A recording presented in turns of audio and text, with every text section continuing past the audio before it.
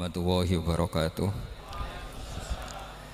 Bismillahirrahmanirrahim. Allahumma salli wa sallim ala sayyidina maulana Muhammadin wa ala alihi wa sahbihi asma'in nama ba'du. Yang sangat kula hormati ini wonten Habib Soleh bin Ali bin Hasan Al-Attas, Habib Ahmad sedanten para keluarga. Monggo sareng-sareng maos Fatihah khususipun kangge Habib Ali Syarifah Syifa sedanten keluarga. Al-Fatihah. A'udzubillahi minasyaitonirrajim. Bismillahirrahmanirrahim. Alhamdulillahirabbil alamin. Arrahmanirrahim. Maliki yaumiddin.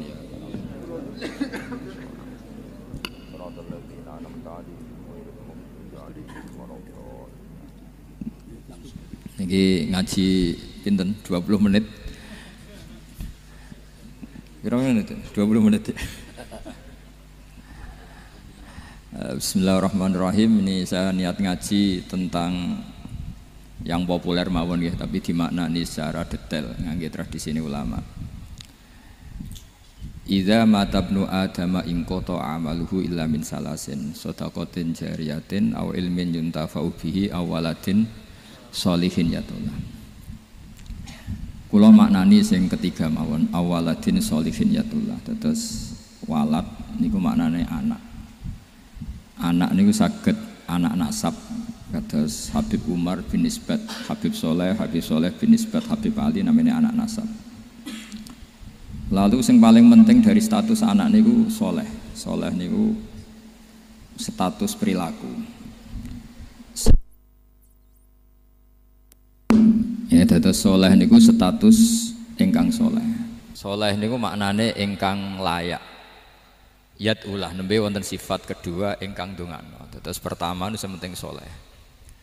Dikata sakniki niku tiyang mendoakan orang tuanya tapi mboten enten status soleh, rapati mandi. Jadi ini yang perlu diperhatikan. Jadi status soleh itu kita dapatkan dulu baru yad'ulah. Sekarang do menculot. Anake do rapati soleh terus ndonga-ndonga sakjane rapati mandi. Nah niki Habib Ali bejo, anake dijinakno soleh ya soleh tenan. Dadi niki pun niku nama merger nih. Dadi soleh kamil. Tapi ngeten nggih kula pesen karena Habib Soleh mulai kecil sama saya sama-sama ngaji di Mbah Mun. Orientasi terbaik saking sunnah nabawiyah gini ku keberlangsungan. Terus kula sering belajar tentang kitab-kitab samawi, kitab-kitab sing diriwayataken beberapa ulama ahli kitab sing pun disahkan kalian ashabu Rasulillah sallallahu alaihi wasallam. Niku riyen Nabi Ibrahim niku pertama dadi Khalilur Rahman, kekasih Allah Khalilur Rahman. Niku mergi piyambake nu tersiksa protes. Terus kadang tiang saya ini kudu protes. Tapi protes bukan kita demo. Protes itu tidak harus demo, protes. Ya Allah, dunia ini tidak fair. Engkau yang Tuhan, Engkau zat yang begitu penting, Engkau zat yang menciptakan langit dan bumi, Engkau zat yang memberi rizki, yang bikin air, bikin oksigen, semua kebutuhan manusia. Kemudian mereka tidak kenal Engkau. Ini tidak fair. Jadi beliau itu tiap malam itu ngumpat. Ini enggak fair dunia ini. Engkau yang begitu penting pencipta langit bumi, Engkau begitu penting yang menciptakan air, menciptakan kebutuhan manusia. Kemudian mereka tidak kenal Engkau. Ini tidak fair. Ini tidak benar. Jadi sering marah gitu. Karena sampean nggak bisa bayangkan kan, apapun hebatnya presiden atau menteri atau rektor atau kiai terus nang desa nggak dikenali statusnya diundang lek apa yang dilek itu gak keren blas. Karena ya sama kan, misalnya Habib Soleh Al-Attas muridnya Said Umar punya Mbah Mun terus nang desa diundang pening dilek itu kan gak keren blas. Awal dari keren tetap dikenal. Nah kemudian orang itu tidak kenal Allah. Makanya terus beliau sujud berkali-kali, ya Allah, sama siapa munajatnya beliau. Innahu la yahzununi alla ara ahadan fil ardi ya'buduka ghairi. Jadi cara Kiai Sarang namanya innahu sak temene kelakuan la yahzunu, yektene nyusano ni ing ingsun, nyusano banget karena pakai lam taukid. Innahu sak temene kelakuan la yahzunu, yektene nyusano banget ni ing ingsun. Apa sing nyusano an? Apa sedene kelakuan la ora ningali ingsun fil ardi ing dalam bumi. Ahad dan ing wong suwiji ya'budu kang nyembah sapa ahad ka ing panjenengan ghairi saliyane ingsun. Ya Allah, sungguh saya sangat susah Karena engkau zat yang begitu penting, kemudian yang tahu kalau engkau Tuhan itu hanya saya. Sampean ngenes gak misalnya ada orang melihat saya itu Umar Hafid kemudian tidak tahu kalau beliau orang alim, sampean sebagai muridnya ngenes gak? Ngenes kan? Ada orang memperlakukan Mbah Mun tidak tahu kalau beliau seorang alim alama, kita sebagai santrinya ngenes gak? Ngenes. Lah ini Allah yang Tuhan, kemudian orang tidak ada yang memperlakukan dia sebagai Tuhan, bahkan nyebut saja tidak mau. Itu ketersiksaannya Nabi Ibrahim. Kalau kita kan tersiksa mergo ora duwe, ora payu rabi, terus sing wis payu rabi ora iso wayo, ya gitu-gitu. Macam-macam kesulitan. Itu jadi apa jadi wali itu sudah berat karena orientasinya agak tentang Allah tapi tentang diri sendiri. Ana sing susah proposale ragu ya Mas Angga. Macam-macam. Artinya Nabi Ibrahim itu orang yang benar-benar Khalil Rahman. Beliau tersiksa ini karena dunia dianggap gak fair. Masa Allah zat yang begitu penting kemudian mereka nggak tahu. Maka awal dari nubuah itu apa?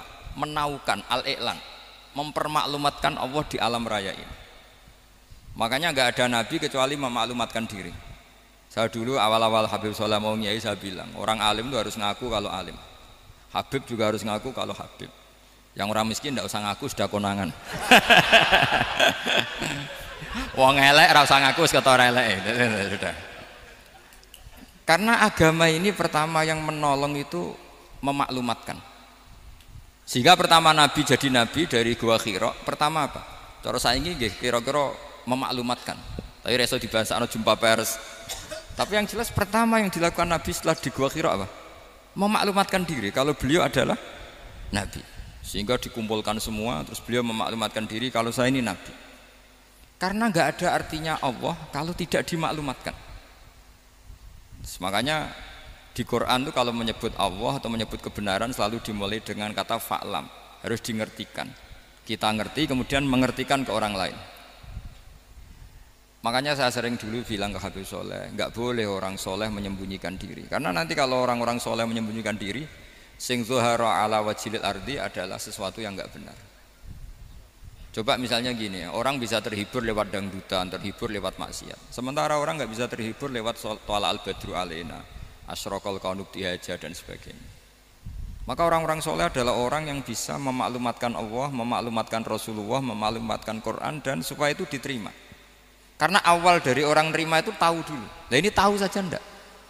Makanya Nabi Ibrahim susah, ya Allah, engkau zat yang begitu penting kemudian tidak diketahui. Ini apa-apaan, enggak fair. Akhirnya Nabi Ibrahim diangkat sebagai Khalil Rahman untuk menaukan atau untuk memaklumatkan Allah Subhanahu wa ta'ala. Nah sebelum itu beliau dihibur, diterbangkan ke langit, ke alam malakut. Kamu susah ya, kenapa susah? Karena zat sepenting engkau kemudian tidak ada yang menyembah. Terus dijak ke alam malakut, ditunjukkan sekian juta malaikat, sekian ribu malaikat, semuanya membaca tasbih takbir. Ibrahim senang. Oh ternyata sing seneng jenengan banyak. Loh, coba kalau kita punya kiai kayak Mbah Mun, semakin yang seneng banyak kan semakin kita senang. Kalau nggak ada yang tahu kan kita tersiksa. Makanya ini penting sekali ya. Jadi pertama agama ini seperti ini itu barokahnya dingertikan, dimaklumatkan. Saya ini orang yang humul itu menutup diri betul, kecuali bab ngaji. Saya kalau ngaji terbuka, sampai saya tidak tahu apa ada yang streaming apa direkam, saya tidak tahu. Pokoknya saya satu-satunya saya mau terbuka itu pas ngaji. Dan saya pede karena dulu ngaji saya benar. Saya tanya Mas Akom, sebetulnya kalau sampean mau mulang terbuka bagus. Potensinya dua, konangan alimnya atau konangan ya resiko terbuka kan itu tok. Konangan alimnya. Nah daripada potensi yang kedua terus nggak mau ngajar ya humul. Syaratnya wali ku humul. Oh, humul itu nggak menampakkan. Memangnya mau menampakkan apa kalau nggak bisa apa-apa kan? Jadi saya tidak tahu itu humul apa bagian dari pengamanan diri. Apa Mas? Apa? Aim. Jaga iman. Jadi Nabi itu pertama yang dilakukan apa? Memaklumatkan kalau Allah itu Tuhan. Jadi ciri utama orang soleh itu kalau kebenaran tidak mendominasi bumi ini. Jadi ciri utama orang soleh itu seperti itu. Makanya kenapa saya milih manhaj Tentu Habib Soleh Anda harus niru saya karena antar orang alim tidak boleh saling mengikuti. Tapi juga seterusnya nggak boleh saling ganggu. Saya itu ngaji di mana-mana itu guyon. Karena bapak saya suka guyon, Mbah Mun suka guyon. Alasannya bapak dulu sederhana. Orang sudah nyari hiburan dengan maksiat. Sehingga agama ini harus membawa keceriaan sosial, membawa keceriaan hati. Karena Allah ngendikan kul bi fadlillah wa bi rahmati fa bidzalika falyafrahu. Orang tuh harus senang dengan kebaikan. Orang happy dengan tolal badru alina, happy dengan manakibul akhyar, dengan fadhailul akhyar. Karena orang di sana sudah senangnya itu kalau ada maksiat. Nah sekarang agama dibawa orang-orang yang tidak menyenangkan juga. Ngaji teko wis merengut, ada muridnya salah duduk marah, salah posisi meja marah. Lalu orang-orang kan mikirnya kan, daripada ngaji dimarahin terus mendingan ndak kan. Makanya Nabi itu paling marah itu kalau satu kebaikan jadi problem. Mu'ad bin Jabal itu pernah ngimami lama sekali. Dan yang makmum itu akhirnya mufarokoh. Dulu belum ditemukan fikih, tapi orang ini sudah berani mufarokoh. Jadi ini termasuk mujtahid sebelum tahu Fathul Mu'in, tahu Wahab, dia sudah berani mufarokoh. Jadi sudah luar biasa. Karena bangsa ibadah yang agak-agak ngawur itu tanpa diajarin sudah do pinter sendiri. Dia mufarokoh. Ketika dia mufarokoh, komentarnya Mu'ad, dia munafik. Sholat belum selesai kok mufarokoh. Singkat cerita Mu'ad melaporkan itu ke Rasulullah. Si tukang penggembala ini juga melaporkan ini ke Rasulullah. Tapi apa kata Rasulullah? Yang Rasulullah itu yang bela, malah bela yang penggembala tadi. Afattanun anta ya Mu'ad. Kamu itu tukang fitnah. Agama ini kalau kamu model begitu orang lari. Basyiru wala tunafiru, yassiru wala tu'asiru. Padahal ini baca Quran panjang, harusnya akan ibadah. Tapi karena ini menjadi problem sosial, orang menjadi tidak nyaman jamaah, itu sudah disalahkan Nabi. Karena tadi, kalau agama ini jadi problem, maka masalah besar. Makanya sifat dasar Rasulullah apa khafiful maunah, biayanya murah. Makanya saya ngaji di mana-mana ya suka seperti ini. Mejanya enggak jelas, pengunjungnya juga agak jelas. Semakin kacau semakin baik kira-kira. Nah, ini pengunjungnya juga seperti ini kan. Nanti sampean yang pidato, jadi tak beri hak gue jelek saya ini namanya aqomaddin. Kalau faman tarokaha fakot. Jadi pilihannya kalau gak aqomaddin ya ada medin. Jadi kenapa banyak kiai yang ceria? Karena tadi satu-satunya cara kita menandingi hegemoni maksiat adalah pembawa taat itu ceria. Karena orang itu mesti mencari kebahagiaan. Sebab itu para nabi itu mengajarkan agama ini dengan cara yang bahagia. Misalnya mangqala la ilaha illallah dakhalal jannah. Nabi tidak ngendikan gini, mangqala la ilaha illallah terus salatnya benar, puasanya benar, belajarnya benar, jadi kiainya benar. Wah itu kalau itu panjang sekali, banyak yang enggak masuk surga. Sementara kubu yang lain kampanye sudah tenang bersama bapaknya di surga. Lah kita kampanyenya, kon salat ra mesti ditampa. Puasa ya ora mesti ditampa. Wis repot, syaratnya ditampa ikhlas wangel. Kowe ora bakal iso. Berarti maknane kan ora bakal mlebu swarga. Akhire wong kan mikir, wis salat tetep ra swarga, puasa tetep ra swarga, mendingan ra salat. Jadi kita ini kan bersaing sama kampanye sebelah gitu. Makanya saya milih manhaj pokoknya Islam apik. Tapi bukan berarti saya menyepelekan aturan-aturan dalam sholat, karena yang kampanye itu sudah banyak. Biasanya kiai-kiai sing kereng kampanye tentang sing kereng-kereng nih. Itu saya manfaatkan ya sudah, itu bagian jenengan. Jadi orang itu harus mikir. Agama Kristen itu diterima di Eropa di mana-mana. Di antara sebabnya adalah karena orang dijamin masuk surga. Orang mau kayak apa faseknya tetap kalau mati bersama. Kita enggak, sudah kiai, sudah mulang terus masih didoain. Semoga amal baiknya diterima, amal buruknya masih ngeper apa? Dan itu santri saya nanti kalau ziarah saya tuh, ya Allah ampuni Gus Bah ampuni. Ini kan ngenyek orang itu maksudnya. Maksudnya bukan, makanya saya pernah ketemu orang yang berfaham Wahabi. Dia nuduh kalau orang doa ke mayit itu minta sama mayit.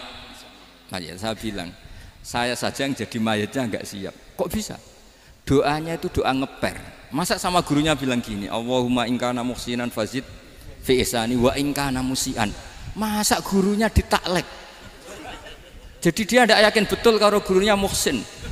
Masih ditaklek, jika guru saya baik maka gini ya Allah, jika guru saya buruk maka gini. Loh saya tuh gak pernah doain Mbah Mun gitu, tak anggap gak sopan. Jadi kalau saya berdoa, ya Allah jenengan izzihi apa ya, jenengan balas lah, izzihi anna anil muslimina khairan katsira wa antal ghafurur rahim wa anta gitu. Saya gak tega muni wa in kana musian. Jadi kayak ada sopan ya. Lo kalau aku yang mati sapi lagi tak balik malah ingkana musian malah ada terusannya bahwa kadalik. Jadi makanya mereka kan sering pakai dalil, andai kan tradisi itu benar maka yang paling pertama melakukan itu sahabat. Selalu mereka berargumentasi kalau itu tradisi yang benar maka pertama yang melakukan itu sahabat. Ya gak mungkin sahabat masa bilang ke Nabi ingkana bisa kafir berat kan, masa kesolehannya lu andai kan Abdul Qadir wafat di mana ini ngomongin Beduk, saya tidak akan berdoa seperti itu. Oh bisa marah Abdul Qadir Jailani, masa kesalahan beliau di ingkana musinan sama ingkana musian. Jadi orang tuh harus mikir.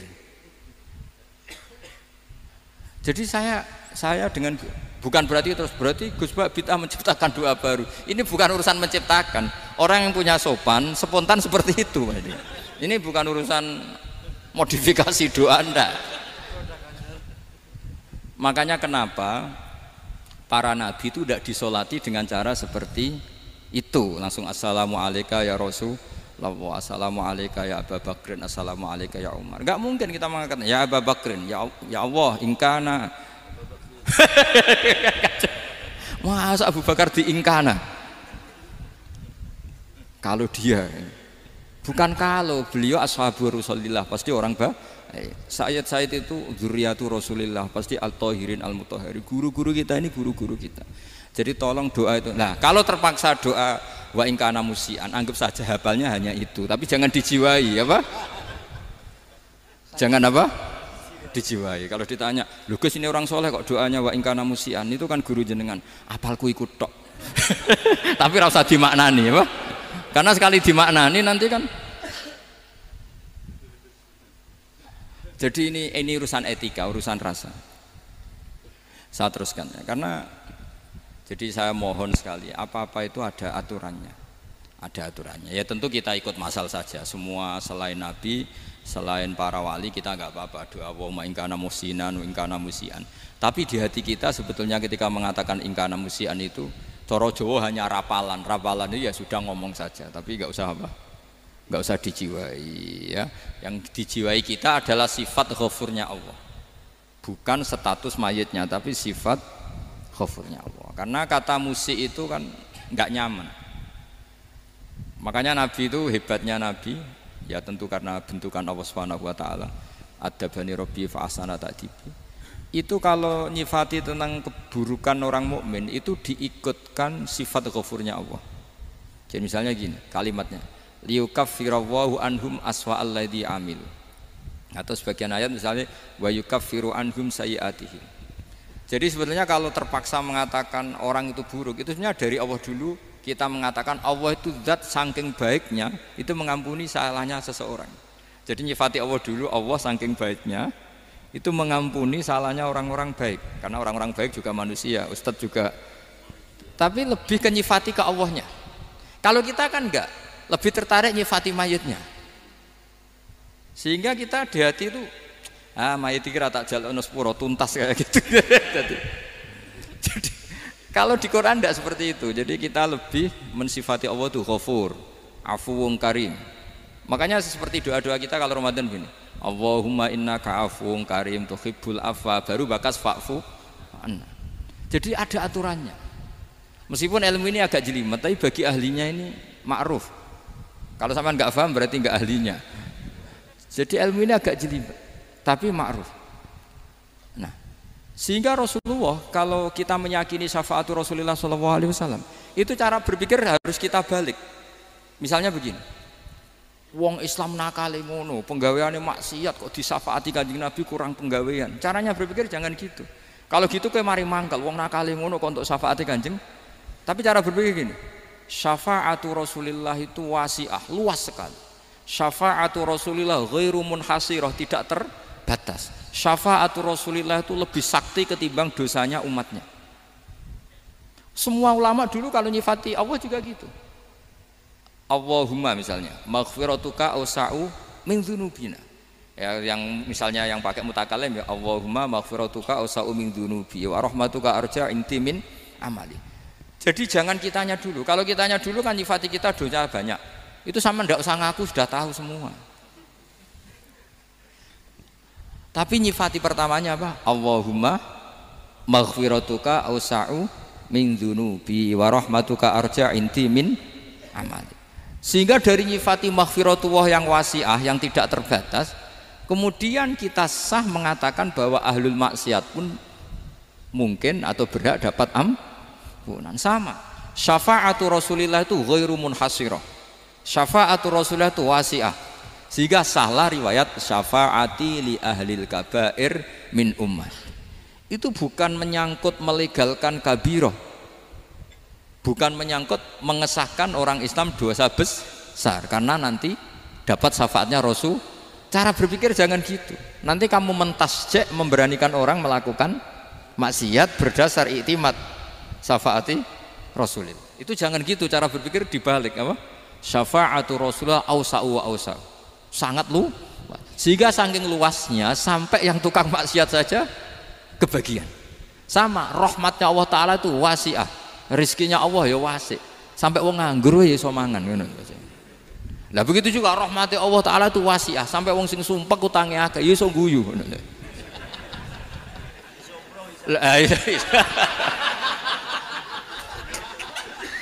Tapi kalau dibalik, misalnya saya diprotes kiai, saya pernah juga diprotes, Gus umat kok mbok latih guyu padahal mereka maksiate akeh, utange akeh, gini-gini. Karena kamu menyifati orangnya. Kalau menyifati orang ini sampean guyu haram. Utang jatuh tempo, sampean gak mikir dosa ndak? Dosa. Jadi kiai muridnya goblok kok kiai ini kurang tahajud itu ya dosa. Jadi kiai kok muridnya goblok tenang wae. Sementing untuk sowanan itu amatir ya kene. Mestinya cara berpikir dibalik. Rahmatullah wasi'ah, rizquhu ya wasi', fadluhu wasi', sampai wong sumpek wae iso guyu. Sehingga kita ini sudah objek. Loh, kita ini tidak subjek, di alam raya ini kita tidak subjek tapi apa? Objek. Makanya saya berkali-kali mengatakan, mbok kayak apa sumpeknya kita, tetap wong iso guyu. Karena apa? Allah mensifati dirinya wa annahu wa adhaka wa abka. Allah itu adhaka, zat yang memberi orang iso guyu. Wa abka lan zat sing maring wong iso nangis. Karena sifatnya Allah Ta'ala pasti nafidah, sifatnya Allah Ta'ala pasti terjadi. Dan kita objek. Makanya wong sumpek utange akeh, bojo ora percaya, tangga ora percaya, nak guyu banter-banter. Karena Allah ku adhaka, zat sing maringi guyu. Wa abka, sudah presiden, sudah gubernur, sudah menteri, nak Allah kepengin nangis no yo nangis. Coba ngeluhnya apa kalau misalnya jenengan seorang mantan presiden atau mantan gubernur, kadang anak calonan RT mbok menang bondak. Ngeluhnya apa orang alim, misalnya alim alamah, anaknya mau jadi jurumiyah iso, susah. Kaya raya anaknya jadi pasien, susah. Allah punya cara untuk abegah, untuk bikin orang nangis. Nah karena kita ini objek, pasti sesumpek apapun orang yang bisa tertawa ya bisa nangis. Makanya banyak ulama yang nggak terlalu serius mikir agama ini, bukan karena dablek, enggak, karena Allah mensifati dirinya Al-Hadi, yang memberi petunjuk.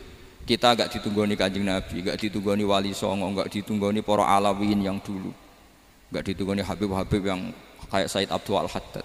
Tapi karena Allah itu Al-Hadi, yang memberi petunjuk, dan sifatnya Allah Ta'ala la budda wa ayat takuna nafidah. Sifatnya Allah pasti nafidah.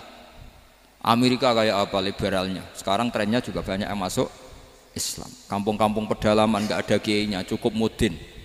Kadang yang membawa agama itu orang yang ke situ mau nyari kayu. Orang di pedalaman Kalimantan, Sulawesi itu pertama itu nyari kayu, tapi bawaan hidayat, lama-lama bikin masjid.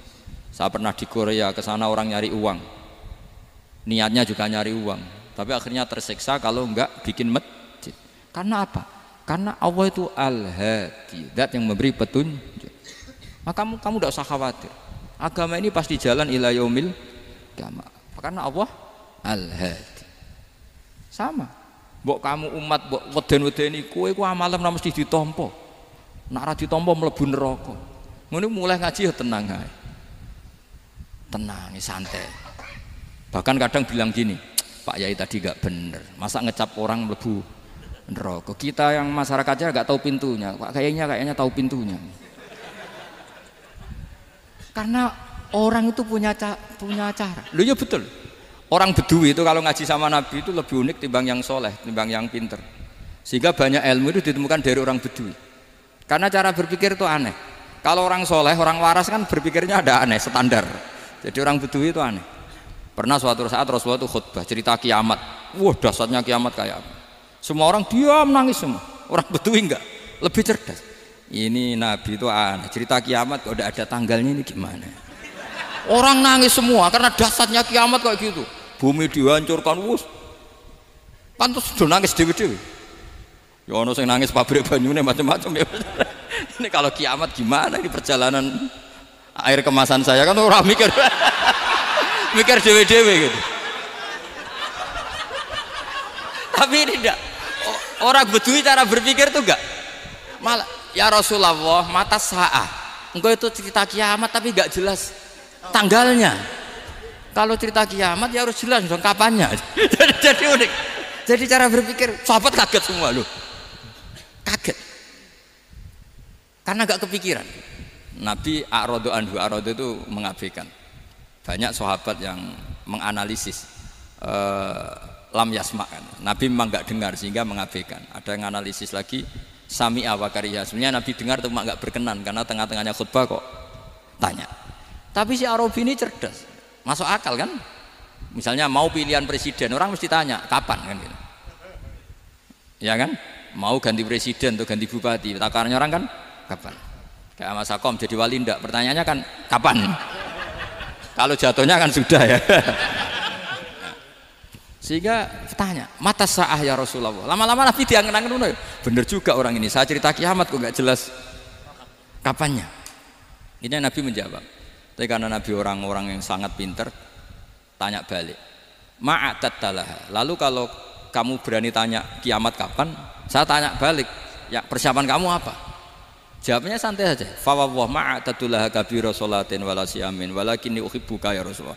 Saya enggak menyediakan apa-apa, sholat saya biasa aja, maksudnya standar. Ya kira-kira 5 waktu pas. Ya jenis saya lah kira-kira gitu. Wala kabira siyamin, dan saya puasa ya standar saja pas. Walakinni uhibbuka ya Rasulullah. Tetapi saya mencintai engkau ya Rasulullah. Jawabannya Nabi apa? Almar'u ma'aman ahabba. Sebagian riwayat anta ma'aman ahbabta. Jadi hadis itu populer tuh barokahnya wong desa tadi. Andai kan dia punya etika maka sowan dulu tanya 4 mata. Itu jadi hadis ahadi. Tapi barokahnya dia selonong di depan umum. Zaman Nabi khutbah itu jadi hadis mutawatir. Jadi kadang barang baik itu barokahnya orang yang enggak baik. Maksudnya su'ul adab. Tanya gitu kan su'ul, tapi itu barokah. Akhirnya hadis itu mutawatir karena didengar ribuan sahabat yang mendengarkan khutbahnya Rasulullah. Tapi kalau hadis itu satu-satu kan khossoni bidzalika Rasulullah, khossoni bidzalika Rasul, itu nanti jadi hadis ahadi yang kualitasnya jauh di bawah hadis mutawatir. Jadi barokahnya orang su'ul adab itu ya ada. Karena Allah yang mendesain ini. Akhirnya kata sahabat, kata Anas bin Malik, mereka itu mangkelnya bukan main sama Arabi tadi karena tanya nggak sopan sama Rasulullah. Tapi setelah Nabi jawab almar'u ma'aman ahabba fama farihu bisyai'in farahahum bidzalika badal. Mereka tidak pernah senang dengan hadisnya Nabi sesenang riwayat almar'u ma'aman ahabba. Barokahnya Arabi Bedui. Makanya saya sebagai kiai ini Bedui saya tak pertahankan ila yaumil qiyamah. Karena umat ini pernah terbarokahi oleh orang apa? Bedui. Barokai suladab tadi. Jadi mohon ini supaya majelis ini kan majlisul iltorti Rasulullah, coba terlatihlah mengatakan Allah itu subjek, Allah itu al-fa'ilul mukhtar, Allah itu al-fa'ilul mukhtar, Allah itu yang menentukan alam ini. Dan Allah mensifati dirinya wa annahu huwa adhaka wa abka. Allah itu zat yang memberi orang itu bisa tertawa, dan Allah juga yang memberikan orang itu bisa menangis. Mbok kayak apa kamu neror umat, amal nggak mesti diterima gini-gini. Ternyata neng majelis nangis ya, mulai guyu. Kadang guyu-guyune ngenyak tenane. Daripada apa ya agak-agak merodok orang yang dohirnya beda dengan batinnya, nggak perlu distatuskan seperti itu. Ya sudah biasa saja. Jadi, nah, fi muqaddimihim, imam besar dalam manhaj ini namanya Abul Hasan apa? Asyadzili. Abul Hasan Asyadzili itu kalau ada orang tanya gini, Beb saya ini susah, sholat saya tidak mesti diterima Allah gini-gini, marah. Enggak usah. Kafa bika jazaan an radiyaka laka ahlan. Sudah kamu ditakdir pernah sujud itu sudah keren. Saya itu andaikan dapat kabar dari malaikat bahwa sholat kamu tidak diterima, saya tidak susah. Bukan karena sombong. Pernah ditakdir sholat sujud ning Allah itu keren. Kayak apa malunya kita ketemu Allah kemudian kita di bumi tidak pernah sujud. Makanya itu Abul Hasan Asyadzili kowe ora usah mikir sholatem ditampa ta ora usah mbok mikir. Kowe ditakdir tau sujud itu hebat. Kafa bika jazaan an radiyaka laka ahlan.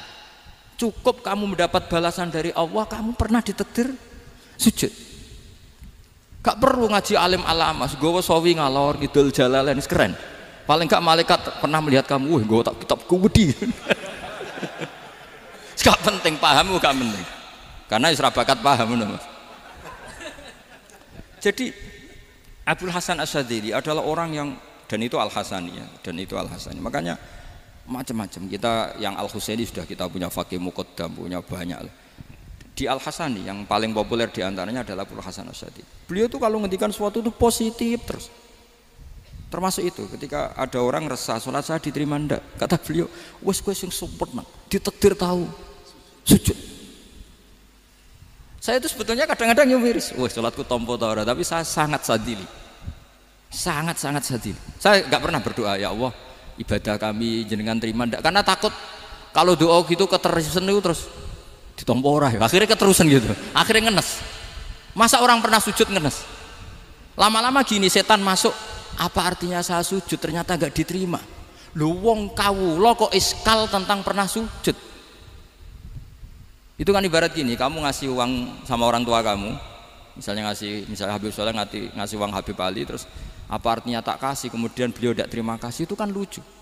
Terima kasih tidak terima kasih, seorang anak ngasih orang tua itu keren. Makanya saya bangga dengan Habib Soleh ketika beliau mengumrohkan Habib Ali, sudah mendaftarkan haji Habib Ali. Gak usah mikir diterima apa enggak. Wes keren, itu sudah perilaku yang keren, yang hebat. Makanya saya sering ada orang mau cerai tanya saya, Gus saya ini cerai gak, istri saya kurang ajar gini. Gak usah. Tapi bojo kula judes. Uang di bojo itu wes keren, paling gak kowe ra darani jomblo.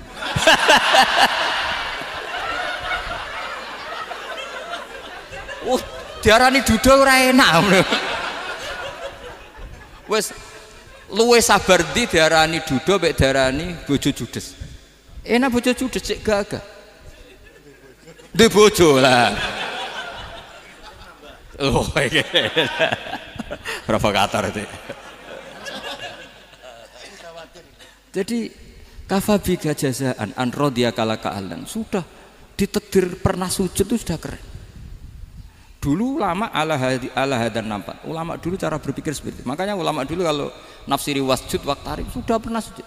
Di Quran enggak pernah ada ayat wasjud lan sujudo sira ingkana kada wa kada ing kunta mutayakinan biqabuli sujudi. Kan ada sujud ya sujud saja, enggak usah mikir makbul apa enggak makbul. Sudah kalau sujud pasti waqtarib. Terus saya sebenarnya ya sebagai orang ya kadang wedi, salatku ditampa ta ora. Tapi kalau keterusan nanti ada was-was yang mengatakan opo artine sholat. Lu tuh kan ngeri seorang hamba sing uripe ning bumine Allah kemudian menyoal pernah sholat hanya karena takut gak diterima. Itu kan geblek banget. Dan saya jenis kiai yang di partai itu. Saya enggak tahu kalau kene ndi kom. Di umat masa kamu gak ada keren blas. Jadi lah nanti kalau misalnya ada manhajnya Habib Soleh yang Yang tidak seperti itu tidak apa-apa, mungkin supaya orang nggak takabur, nggak fakhr. Sehingga makanya mulai dulu lama itu ya partainya kalau nggak rojak ya khauf. Nah saya ini yang jelas terang-terangan ikut partai rojak saja, apa? Partai rojak. Karena banyak yang sudah di partai khauf. Tapi saya rojak yang bil ilmi tadi. Makanya Sayyidina Umar radhiyallahu anhu itu yang namanya sama sujud. Saya itu punya kitab. Habib Soleh pernah tak tunjukin tulisan tangan saya. Muji-muji sujud. Sayyidina Umar ketika ditusuk seorang gila itu Majusi ya. Abu Lu'lu' terkenalnya itu Hulamul Mughirah terkenalnya itu. Ditusuk, dia sahabat, beliau sahabat wali. Jadi nusuk Umar itu kayak apa? Nusuk Mas Akom aja dosa besar, apalagi nusuk Umar. Itu ketika ditusuk, dia itu ya punya dendam. Namanya manusia itu punya dendam. Maksudnya namanya orang kan mangkel sama yang nusuk. Kalau orang mangkel itu inginnya kan yang nusuk itu masuk neraka. Tapi apa kata Umar? Ngendikan gini, tanya pertama, yang nusuk saya siapa? Orang Majusi. Orang Majusi, Hulamul Mughirah. Alhamdulillah alladzi lam yaj'al maniyati biyadi rajulin lam yasjud laka sajdatan yuhaju biha indaka yaumal qiyamah. Saya itu senang Gusti, yang nusuk saya orang yang enggak pernah sujud sama jenengan. Jika kalau saya dendam supaya dia masuk neraka, saya enggak takut orang itu nuntut sama saya.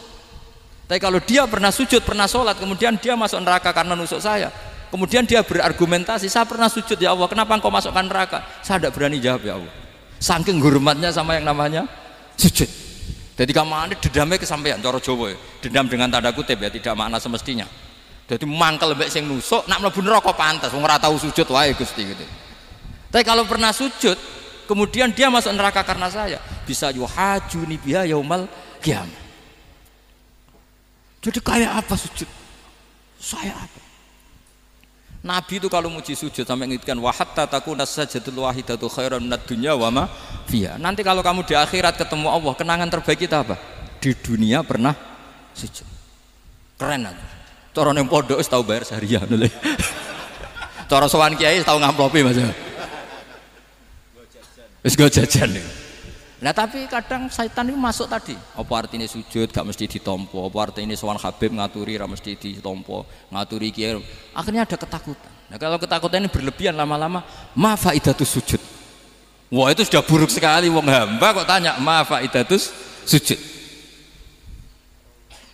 Nah ini di pentingnya mazhab-mazhab Syadzili. Jadi saya ngaji agak-agak uraan itu amdan.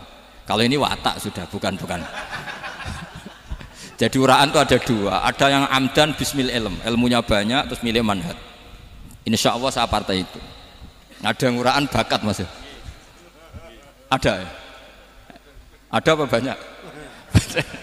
Nah sebetulnya khauf juga gitu Bim. Ada khauf itu karena ilm. Ada Habib alim alama atau kiai alim alama, dia tahu masyarakat kalau ngikuti Gus Bak nanti jadi fakhr, kurang tawaduk, terus dia milih partai khauf. Lah yang buruk itu ada kiai yang milih khauf pancen dari awalnya sati cilik. Jenisnya wis sati. Jadi sebenarnya dia tidak cukup ilmunya nerangkan khauf, cuma jenisnya wis sati cilik. Wong ning omah iku lawang dikunci ono gludak-gludak, ono hantu putih. Jadi ya sama, yang bawa rojak bisa bawaan dablek, yang bawa khauf bisa saja bawaan ati cilik. Nah kita ingin yang bawa rojak ya bismil ilm, yang bawa khauf juga bismil ilm.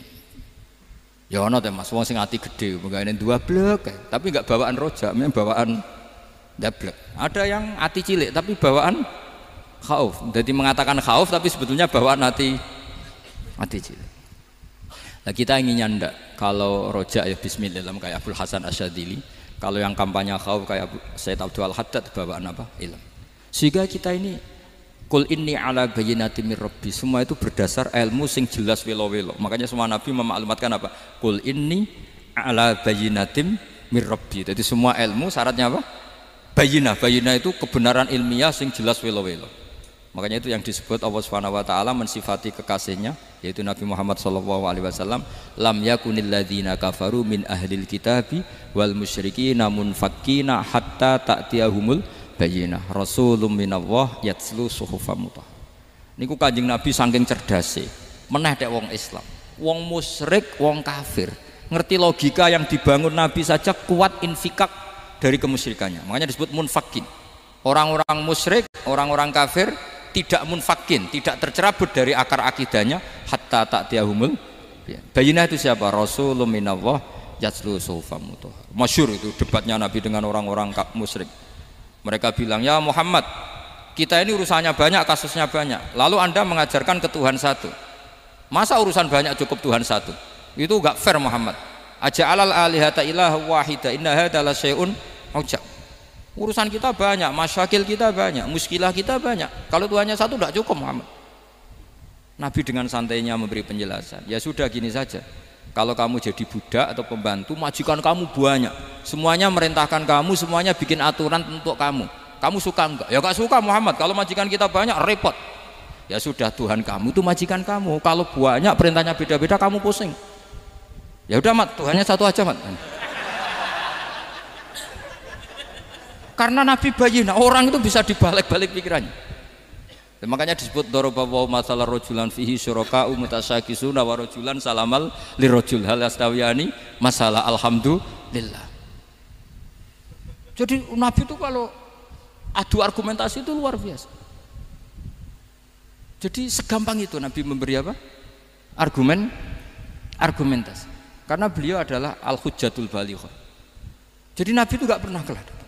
Pernah Nabi debat sama orang Yahudi, Muhammad, saya ini turunan Ibrahim, kita ini Israel ya, kita tahu Israel adalah turunan Nabi.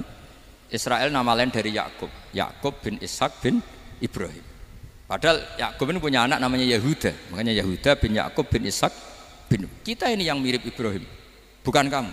Tapi orang Yahudi itu nggak apal nasabnya, sehingga mereka bilang kita ini saking baiknya, Ibrahim saja pengikut kita. Terus digojlok oleh Nabi. Ibrahim iku buyute Yahuda. Makanya digojlok, ha antum ha ulai hajatum fi malakum bi ilm falimatu hajuna fi ma laysa lakum bi ilm. Kita adu debat itu sudah ilmiah, kenapa kamu menjadi tidak ilmiah? Kenapa Muhammad? Terus Allah menurunkan wa ma unzilatit taurat wal injilu illa min ba'di afala ta'qilun.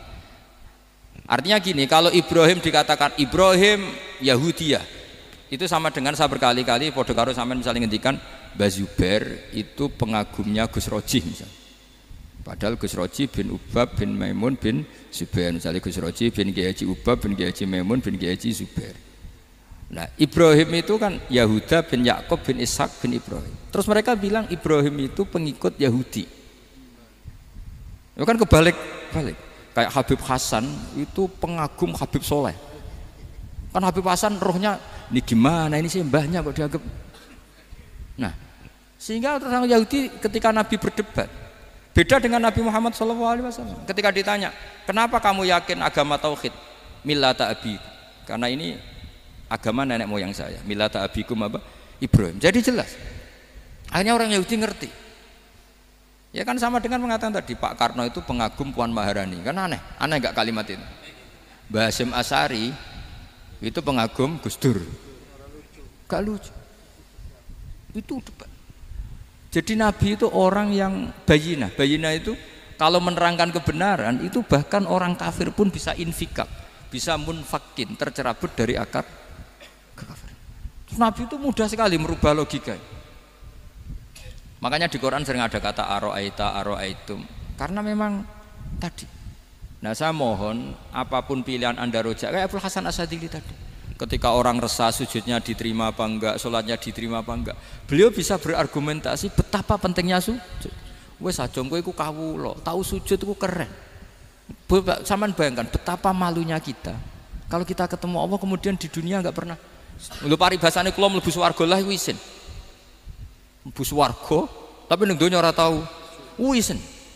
Sama seperti kowe di guru, saurip-uripmu ora tahu salam templek wis. Kira-kira seperti. Meskipun salam templek ora penting. Ya ora penting to, misale soleh salam templek 50.000, duwe wis akeh ngono kan. Nak masakom penting kudu rokok. Itu bukan nilainya kok, betapa malunya kita.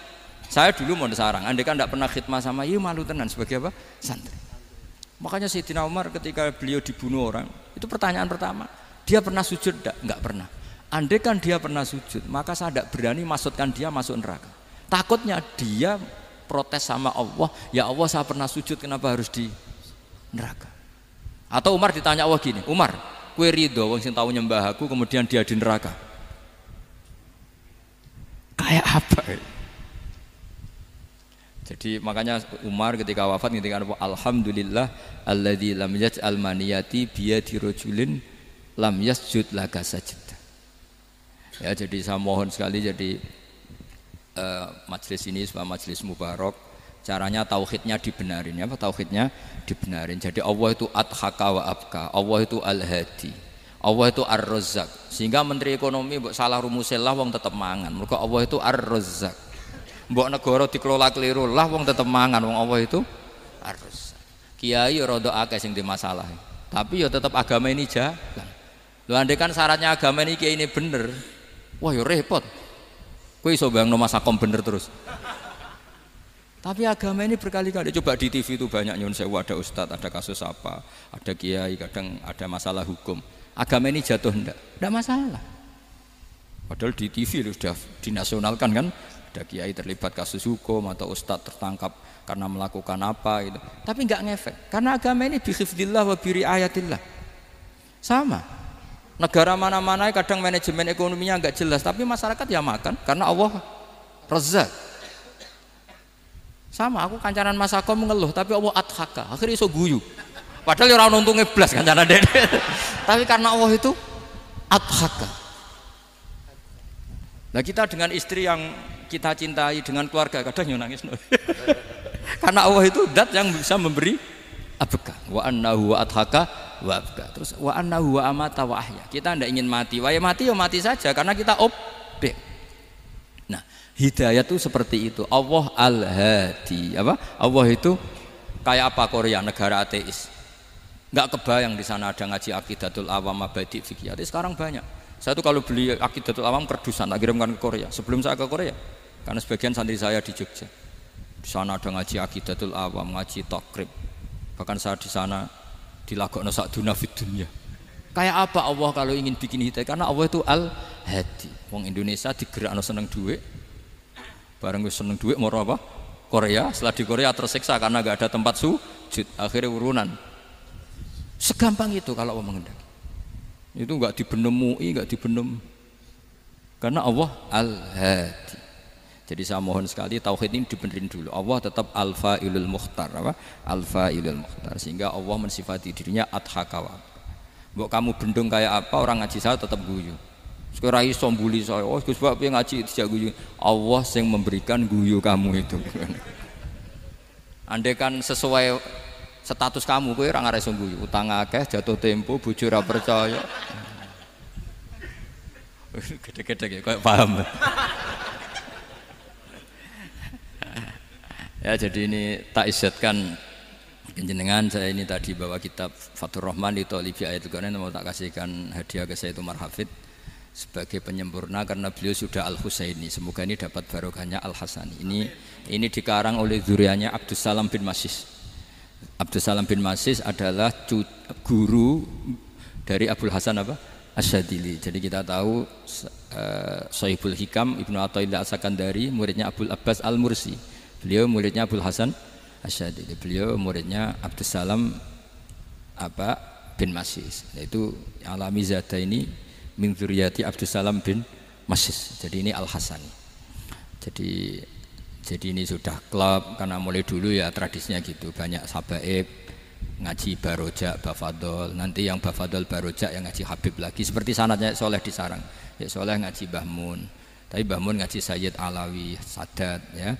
Ngaji Sayyid Zaini Dahlan. Nanti setelah Sayyid Zaini Dahlan ngaji Ajam lagi Usman Adim Yati. Jadi ya biasa mulai dulu silsilah ya seperti itu. Jadi seperti dulu Ibnu Abbas termasuk Qorobatul Rasulillah. Jadi dulu Qorobatul Rasulillah itu Bani Hasyim sama Bani Muttalib.